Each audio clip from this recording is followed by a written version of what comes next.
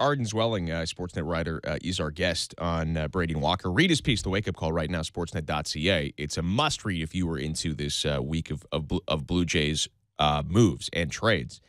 So my takeaways, and I had a few of them from this. Number one was, I think if you would have asked Alex Anthopoulos a week before the deadline, before the Tulo stuff really got going, if you would have said, all right, you go to Vegas and you give a couple of moves that you would bet on happening, we would have been talking about Manny Parra and Mike Leake coming to Toronto. And that probably would have been the crux of it.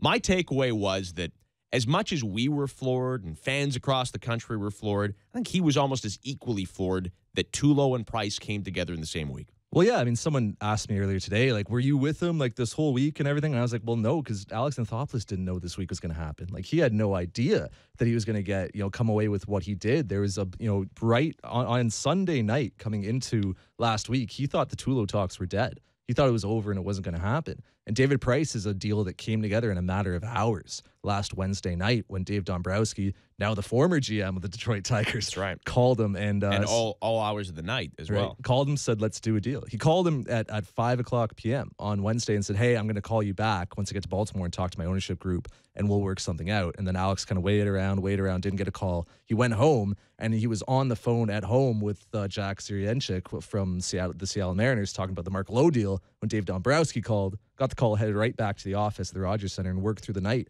And they got the deal done in about 4 or 5 hours of basically haggling over one piece, and then it was done. So I think that it not only did it catch all of us by surprise in terms of baseball fans and observers and media, I think it caught a lot of baseball teams by surprise too, especially if you can imagine if you're a West Coast team who maybe had no idea that David Price, like maybe you're putting together right your package for David Price and what you're going to pitch, yeah, and then you hear, oh, it's done and he's going to Toronto.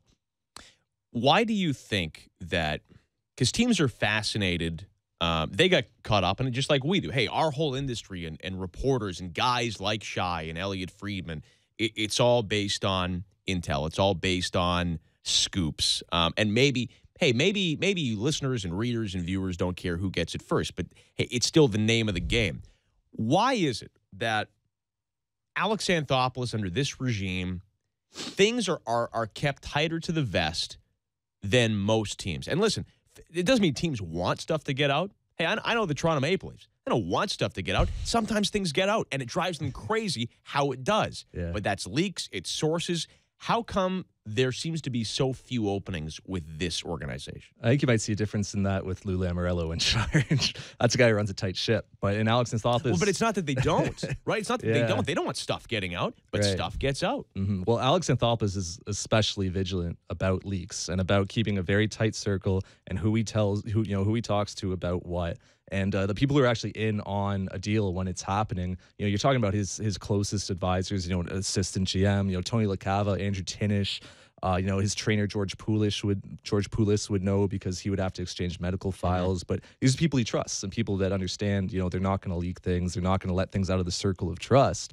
And that's just kind of how Alex Anthopoulos operates. And that's how he's been able to, pull off so many of these holy crap moves, right? When you look at, back over his tenure, so many of his moves have been unpredictable. And you hear the Blue Jays rumored in talks all the time. And that's because those are other organizations. They're saying Alex Anthopoulos called us about this guy, about that guy. But that's part of Alex Anthopoulos's, his modus operandi, I guess, is that he calls GMs all the time to ask about prices, to ask about, what it would take to get some of the elite players in the game. And that's how he ends up pulling off a Donaldson deal and a Tulowitzki deal, is just through straight due diligence. So that's why you hear the Blue Jays involved with all kinds of players all the time. But really, when the Blue Jays are really getting close to acquiring someone, you likely are not hearing about it.